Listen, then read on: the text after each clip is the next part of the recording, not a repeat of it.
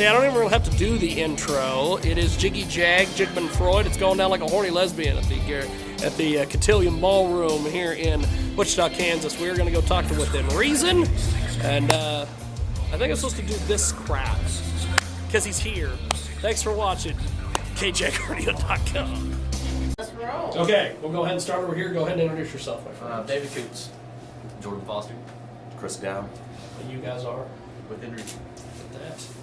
You guys didn't do it in... We almost did. Almost did. Almost did. So, tell me a little bit about the band. You guys are from Alabama originally. Correct. We're from Birmingham, Alabama. David and I met in college at the University of Alabama. We're roommates and made all of our money in college playing acoustic, and turned out that it helped a little bit with the ladies, but it also was a way to get into bars free. When you're in college and you need all the help that you can get. So then it turned into this big shit here that we're doing tonight, I guess. 10 years awesome. later. That's awesome. Now, Cycle a Smile. You guys have come a long way Where'd from you that. find that? That was a demo that we did after college, and whenever we first started Within Reason. Those were the first songs that we ever tried to actually write on our own. That's cool. And so we did those songs. We're like, let's jump in the studio, and we recorded it all in one day and did mix master, the whole deal. If you wanted to call it mix and mastering. But, and we're friends with the guy who did it, and we like his work, but obviously when we went in on the budget we were on, we had one day to do it, so he did the best he could with one day for sure, and I think he did a great job. Well, we thought it was a smash hit walking out of there. Looking back on it, you're like, God, get it out of here. Yeah. Bury that thing. Yeah, so that's... Until it comes up in an interview in Wichita, Kansas, 10 years later. But I feel like all the bands that we play with and everything too, that artists, as we grow and we evolve as people, then all that changes too. So you talk to Three Doors Down, they don't want to dig up their first record either. They're like, oh man, we would do that totally different. And I've heard them say that too. But all artists are the same. But I think that's typical that as we grow and we feel like we get to be better songwriters, and then more who we are now, because that was when we were 19 years old, 20 years old, whatever. So, but anyway, here we are. Now you guys end up performing live on One Tree Hill. Yeah, we were talking about How the hell did this come about? Total fluke. We were thinking of, this was like 2007, I guess, and we were trying to figure out ways to do things. And when this particular instance, we were trying to figure out how to get ringtones, so people could buy ringtones. And I made a ringtone for AT&T, and it entered us into a contest to win One Tree Hill, and I didn't even realize that I was trying to make ringtones. And then they called, and they were like, just trying to make ringtones. They were like, congratulations, you've won the One Tree Hill Singular Wireless contest. I'm like, sweet. Yeah, there were like 2,000 what the hell is bands One Tree Hill? So we had to do our research. So we heard of it. We should know what it was, but it wasn't like we were watching that show. But it was cool though. We were just talking with the guys from Hinder earlier, because we have seen more, more positive feedback and more growth with the band from that one particular television show than anything that we've really done. That's because cool. I think, and the Grammy thing that we did obviously was massive too, and a Yes, huge credibility thing. But to touch on that, because I don't want to discredit how wonderful the Grammy experience was.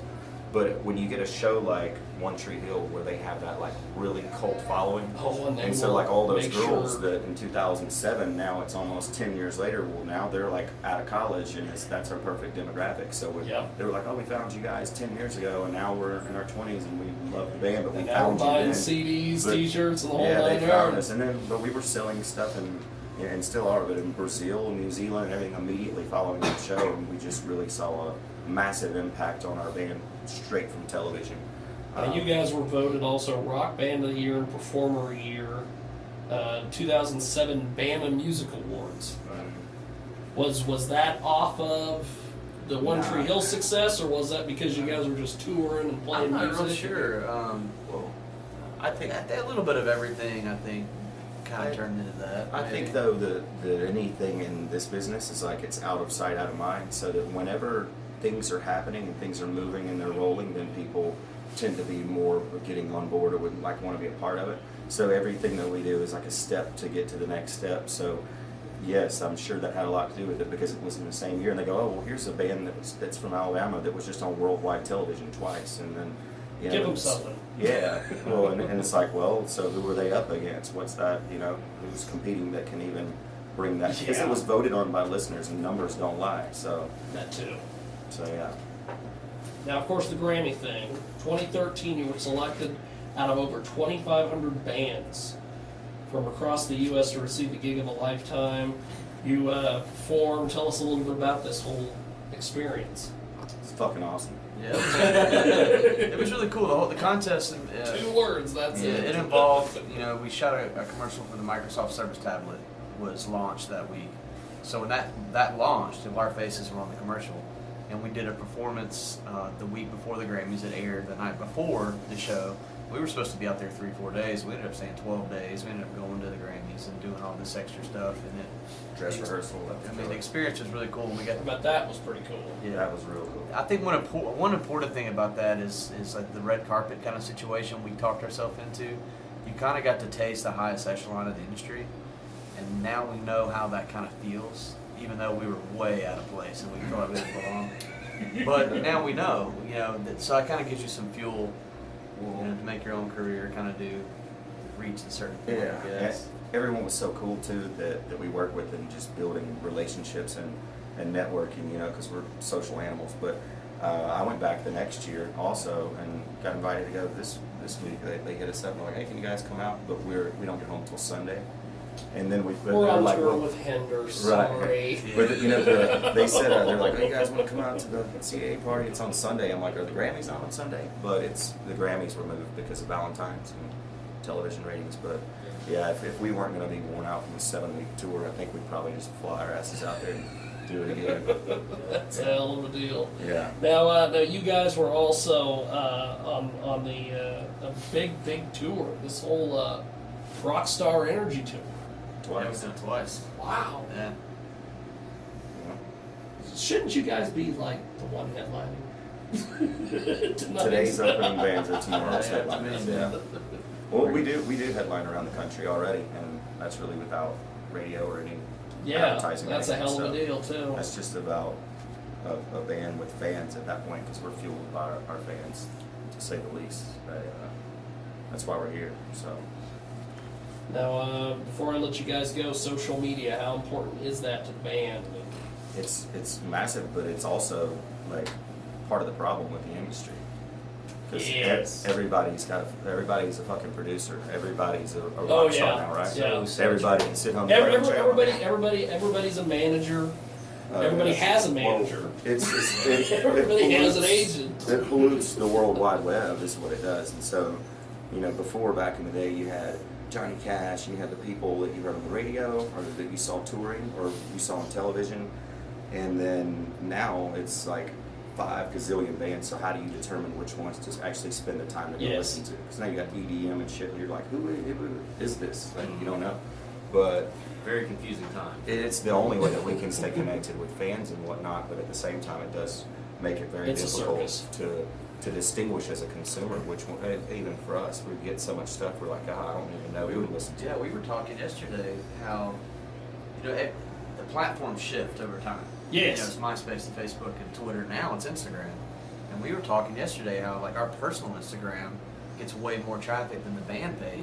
Because it's a real connection with a real person. You're not talking to a band, you're actually talking to Chris. Or you're actually seeing a personal side of each artist.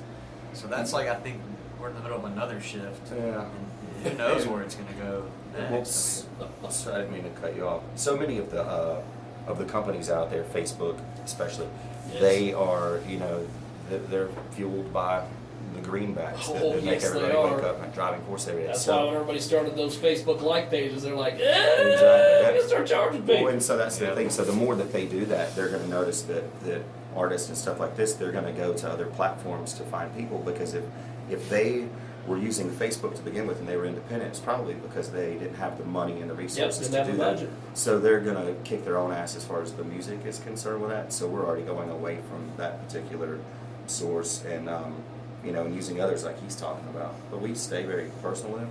But really, if you ask me, I would rather it be in the 90s right now, like when things were a lot easier without social media, because with all the bands that we're touring with and the festivals that we do and stuff, we'd be on MTV and we'd be on the radio and we'd be on television, and we wouldn't need any social media. We'd be a lot bigger than we are now. Yep. Because we would just be thrown right in their face on television when they come up from school every day, and now we got to kick and fight against these people who claim to be a producer because they bought Pro Like Tools. there's so much noise on the internet. You got to Yes. make more noise than everybody else. You know, it's crazy. Yeah. So. there's Well, that. one more question before I let you guys go, and that is, and this will be fun after the last answer.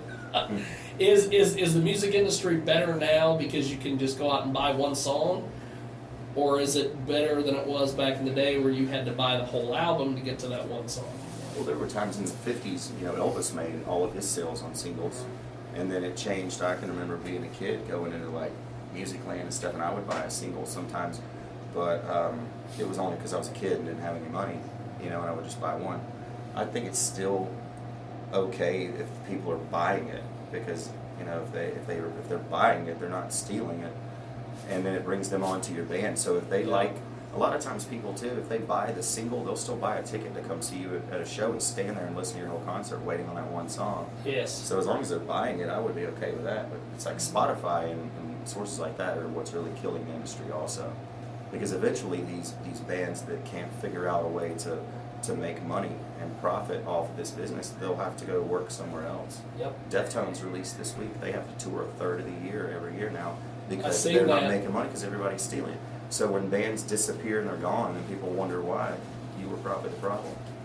It's a hell of a deal. It's So- also kind of crazy that people are stealing music digitally, but then they're going and spending $30 on a vinyl LP.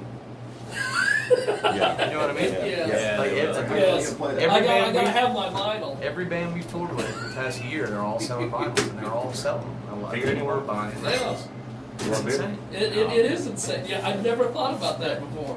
That's crazy. They steal the music, And then but they gotta go spend that money on that vinyl. Then they can't even play it. Yeah. It's crazy. It is. It's a mad world, man. It's a hell of a deal. Before I let you guys go, how do we find you guys on website, social media, all the fun stuff? WithinReasonMusic.com is our website. Right on the front of the page, it's got a link to every single Instagram, Twitter, Facebook, everything. Awesome. We're on all that stuff. Everything we got's got a blue check mark next to it.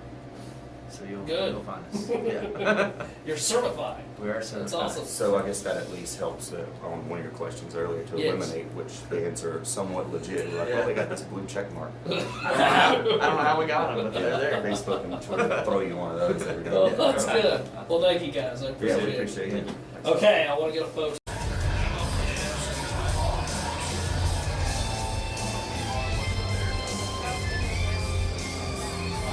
Thanks to Within Reason.